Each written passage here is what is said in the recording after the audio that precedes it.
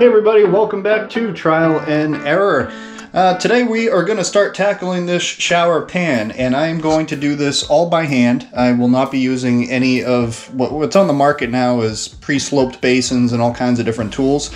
I'm not using any of that stuff because frankly it's overpriced. Secondly, this is a real custom size. It's an oddball size, and then the third reason is I like to show you guys how to do stuff.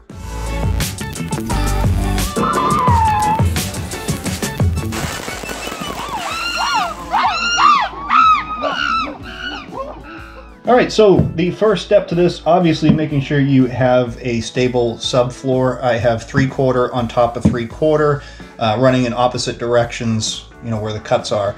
So we have a nice solid stable base to work from. I've also got some blocking done over here on the sides as needed so that we can support the shower pan liner and give it something to staple into. Next thing we need to do is give that shower pan liner its pitch. What I've learned having done this before is this is not something you want to try to eyeball. Trust me, it doesn't work real well unless you do this every day for a living. So what we're going to be doing is, instead of ordering one of those special kits with the pre-sloped pieces of plastic, I'm just going to cut my own out of 2x4s off the table saw at the right pitch that I want. So for this bathroom, we're going to keep this ledge here as low as possible. So I'm going to keep everything in here as low as possible. We're going to calculate out what we need for a lift on that side to give us a good pitch. And all of the pitch work is going to be done in this base layer. So we're going to lay down this base pitch. We're then going to put down our shower liner over that, secure it in place. We're then going to pour another probably inch or so, maybe 1.5 inches of concrete over that shower liner to get us up to where our drain will be. And that's it. So I will not be pitching that second pour. That second pour is just going to be levels directly over what we already have. So we'll take some measurements here and get our pitch sticks, I guess you'd call it. And I'm also going to get another piece of wood that's going to be just a little bit shorter than the shower is wide. So once I have the concrete in here, I can use that to scrape it on down and keep everything level from left to right.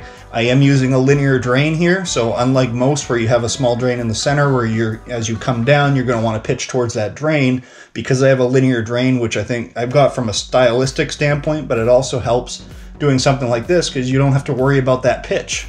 So let's get started with that.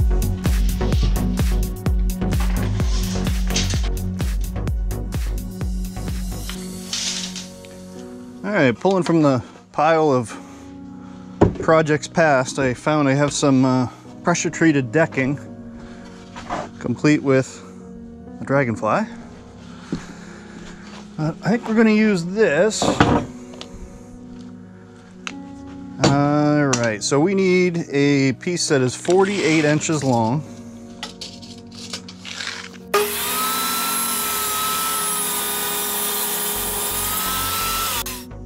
Alright, so I've set the fence here at 2 inches. We've got a 4 foot run, and we're going to do a 2-inch drop. So a 1/2 inch per foot, which is basically what's recommended. You can go as low as a 1/4 inch per foot, but you run the risk of a little bit of puddling and pooling, and that's not a fun thing to have in the shower. So we don't want to go that route. I'm going to go with a little bit more on the higher side of a pitch than risk pooling, because it's such a large floor. If there's any little inconsistencies, that could end up being a puddle, and I don't want that. So I'm going to rip this, we'll rip off a couple of 2-inch strips here, and then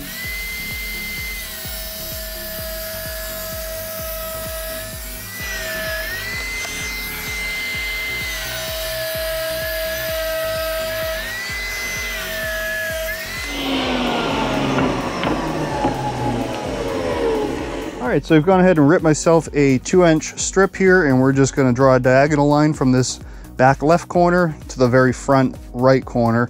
And once we've cut that, we will then have 2 little wedges that give us the pitch that we need for our shower.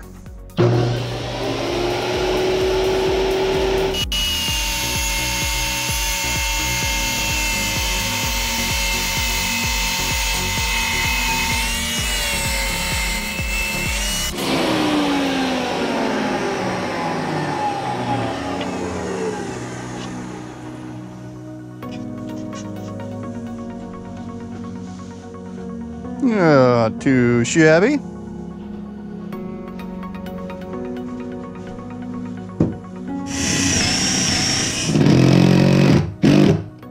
So we're ready to go here, and I've got everything I think I'm going to need to get this pre-slope in. And what a pre-slope basically is it is the slope that you put under your membrane, your waterproof membrane, so that inevitably when water does make it past your tile, past the grout lines, and it will happen, that it falls down through, it hits that waterproof membrane, and then travels towards your drain. In this case, our pre-slope is also going to be our final slope, so that I only have to deal with sloping it once. I never understood why you would want to do it twice, so that's what we're doing here. We've got Quikrete. This is the mortar mix, so no big rocks or anything like that in there. It's perfect for this type of work. Clean 5-gallon bucket, and then a AC powered drill. I've tried to do this with battery drills in the past, even the good LiPo ones, and it just sucks when you run out of battery and you're trying to get your mortar mix. So use an AC drill for that, and we should be good to go.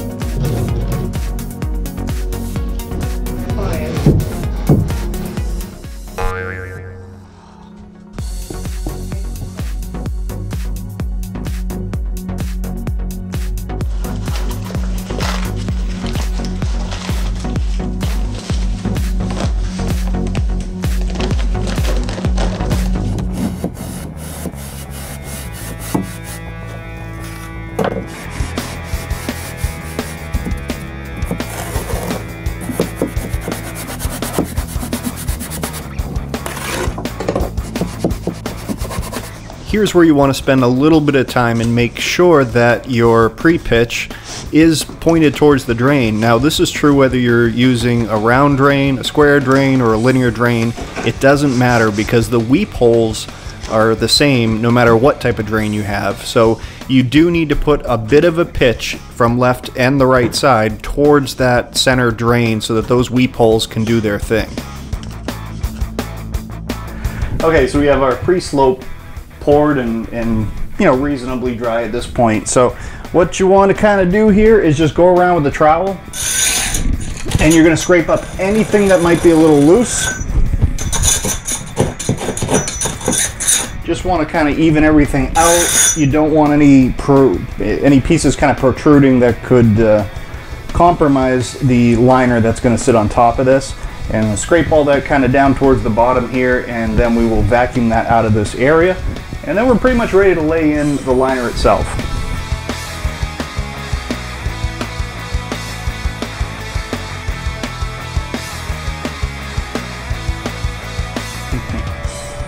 So the manufacturer recommends that you lay this out in the sun for, you know, a few hours to get it warmed up and easy to work with.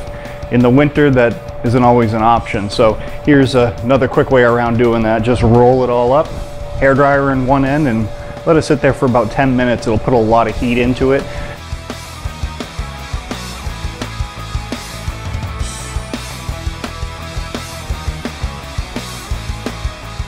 So right here is where we're going to be kind of checking our sill height in reference to our drain height. Most people don't need to do this step because you're usually going with a much higher sill. I wanted a very, very low sill. So this bottom plate is actually part of the framing of this wall, and I did already pre-angle this inward towards the shower so that if water does get on it, it goes the way we want it to. But now I'm going to add another ½ an inch basically here to give me just about a ¼ of an inch over the height of my drain.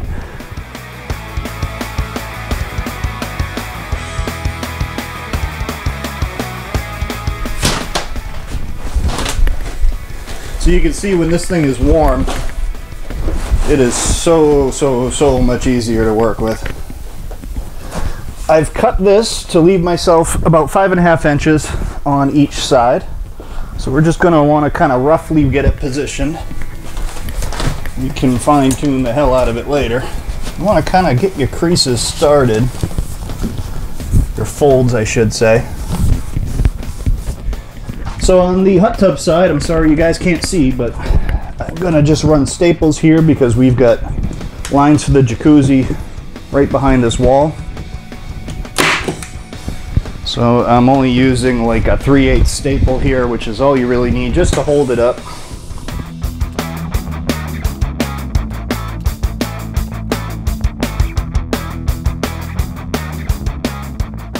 As you're stapling, you want to make sure you leave yourself enough room here because we are going to need to do those folds and tuck them in. So what I like to do, if you noticed on my sheetrock, is ended it anywhere between probably 5 inches on that end and maybe 4 inches on this end, short of the floor. And remember, the floor is going to come up another 2 inches. So what we want to do is have this liner kind of tuck up, not over the sheetrock, but just under the sheetrock, and we're going to waterproof this sheetrock right down over all of this so it all becomes one sealed barrier. And you'll be very tempted to just want to cut out all this bulk, but remember, this is your one and only true fail-safe water stop. This is what prevents you, or in my case, me, from having to replace a kitchen that sits below this. So anywhere that you puncture this needs to be well above any potential water line. And if you do this part right, even if you screw up every other step from the pre-slope that sits under this to your final top kind of finishing tile work, if you do this right, you will never have a problem. Doesn't mean water's not going to be sitting below the tile and this whole thing will be flooded and finding its way into the drain eventually. But the most important thing is to remember, if you don't screw this up and you just think like a water droplet and you get this part right, you're good. Wherever possible, you want to take advantage of that gap below the wallboard to kind of store the pocket of folded waterproofing membrane so that it doesn't add a layer behind your tile and force you to kind of flail the tiles, the bottom tiles out a bit. And we're going to do that on the jacuzzi side of the tub, and I'll show you in that video how to make that look good. But where you have a gap like this, it's a great place to tuck that extra wad of membrane. Wad of membrane, that sounds gross. For the drain itself, can you guys see that from that angle? Not really. Okay, you're going to want to find the drain, find the center of the drain, and we're going to just cut an X a little bit smaller than the diameter of the drain itself. So we're going to want to let that rubber stretch as we push the drain down into it. And then you'll find your bolts, which I had already raised up.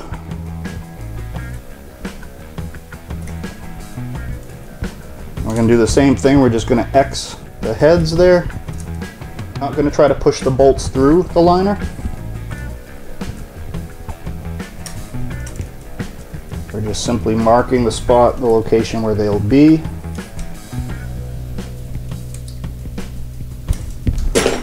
Now I'm going to remove those bolts. It looks like it could be gravy. And now we're going to seal all around this thing. So there's a little lip here that allows you to drop some sealant in. We're going to go around the bolt holes.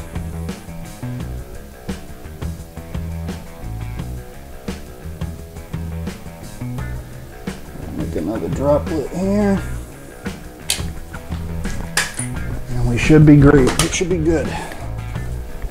Drop that guy down over that. Find our bolts.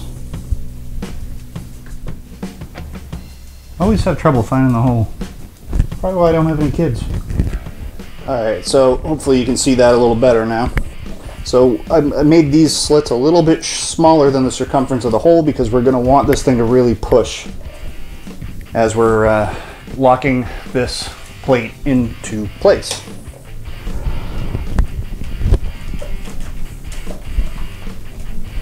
Like that. Good deal. Nice. Feels good. And now we're just ready to figure out these corners.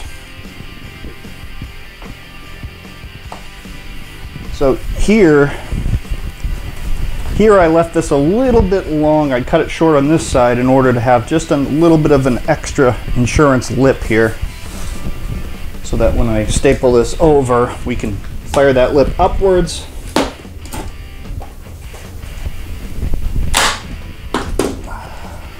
Just being extra careful to make sure that we don't leave water any path to go anywhere other than right into the pan itself, down into the drain.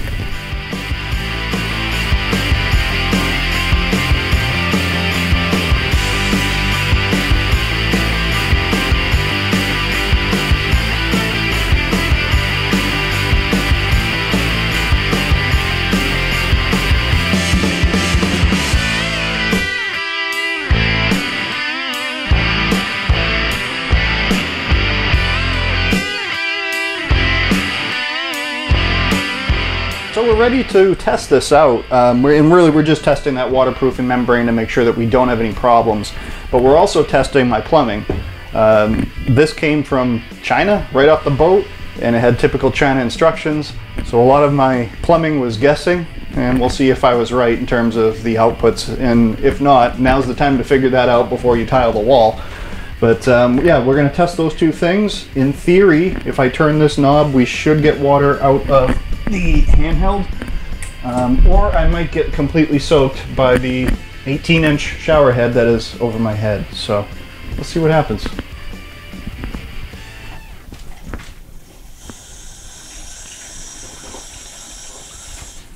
Oh, we got a leak here. Figure out what's going on there. There's no seal. That would be why there's a leak there. This is why you test stuff. Well, the good news is the water came out the right thing, so. Hello. Oh, that's cool.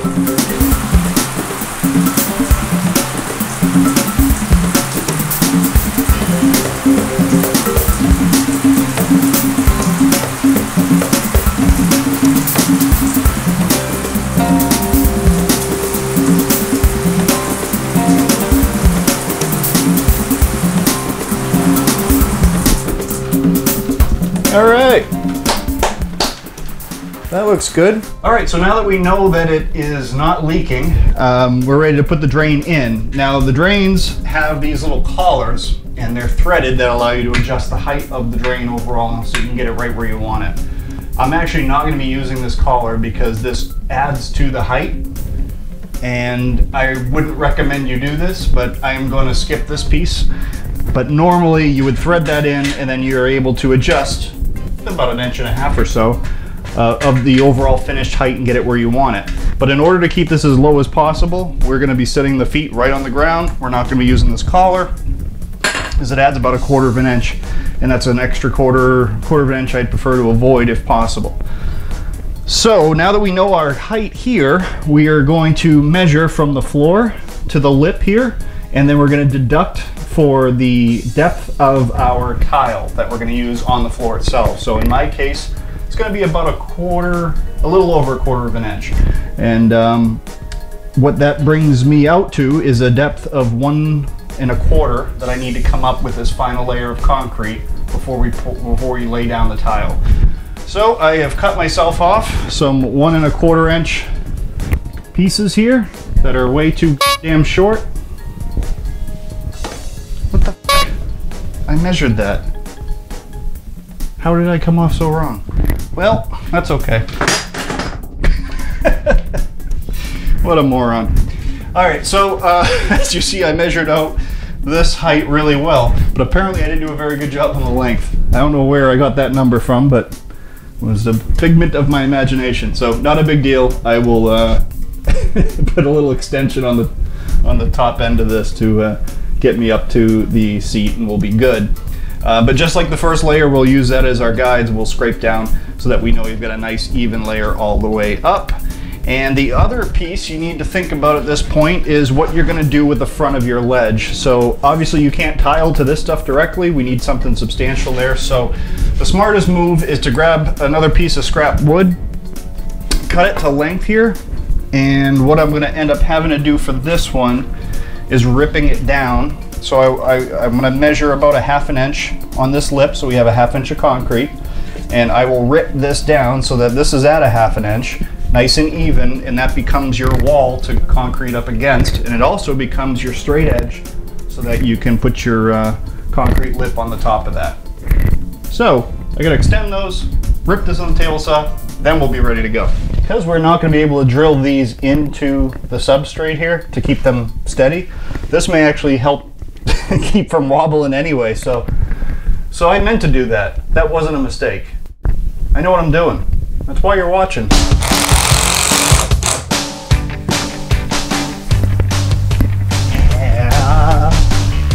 Yeah.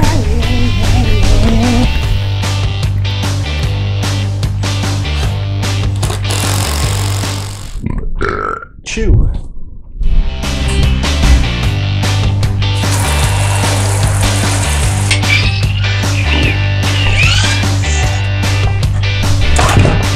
God damn it.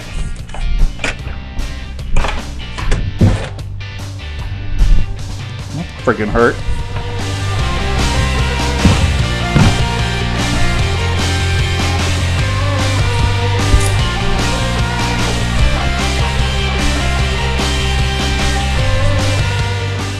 Now around the drain itself, some people will put pea gravel and things like that in here to make sure that you always have a channel open. I've never been a believer that that's necessary, so, you know, if you think it is, do it. If you don't think it's necessary, then don't do it.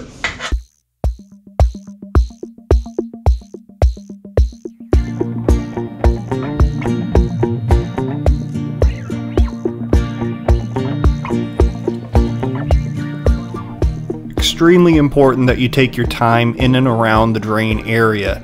It doesn't take a lot of pitch to make it work right, but it doesn't take a lot of pitch to make it work wrong either. So really take your time and make sure this is pitching all in the direction that it should be, and that your level relative to the top of the drain is correct and even all the way around. You can make small corrections when you're tiling, but nothing too major. So the extra time that you invest here is very well spent.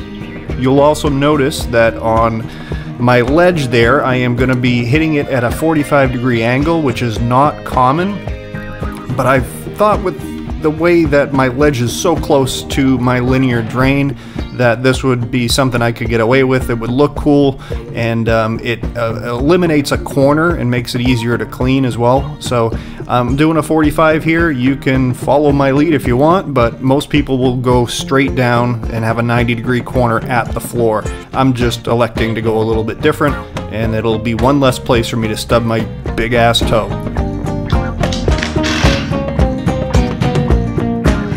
Something oddly satisfying about that. Perfect. You've got a couple of options with these. If you give it a couple of light taps with a hammer, you'll be able to pull these guys right out and then pour concrete again just to fill in the hole that you left behind. The other option, of course, is just to leave these in permanently, which is the option I'm going to choose to go with. Because it's so narrow, it's not, if this were to completely rot away and be gone, it wouldn't cause any problem with the floor that's going to go over it. It'll bridge, you know, a 1/2 inch gap here without causing any problems. The only other thing we need to do now to really prep it for tile is just to go through and just lightly scrape it down, and we're going to get a nice level surface, you know, get rid of some of this crap here, make it nice and smooth. The ideal time to do that is between 20 and 24 hours or so. So the concrete's hard. I mean, I can walk on it, but it's not rock hard. So anything that is on that surface, as you can see, will peel right off, no problem, nice and easy. So yeah, we're ready to go here. I mean, we're ready to tile once I scrape this guy down, but we've got a nice waterproof base with the correct pitch, nice and even, so you don't have any dips and doodles. And next video we'll be getting this floor tiled and waterproofing from, I'm going to show you why I use sheetrock here and don't bother with the cement board. is we're going to waterproof this right down into the floor pan. Same thing with the seat over there, all the way down. You'll notice anywhere that water potentially could contact, I've made sure to leave gaps for my sheetrock so that this stuff never comes in contact with anything that's water, so we don't get wicking where the water will actually follow its way up the wall. But yeah, we'll cover all that in the next video. I appreciate you guys very much for watching. Please subscribe if you're not subscribed and you're watching this. Like 90% of my views come from people that aren't subbed. And, you know, if you don't hate me, sub, right? What the hell? And if you do hate me, sub as well, and you can put hate-filled comments down. But either way, I appreciate you watching. Any questions, concerns, comments, and or criticisms, make sure you throw them down in the comment section. I do read every one of them. I appreciate it. Have a great day.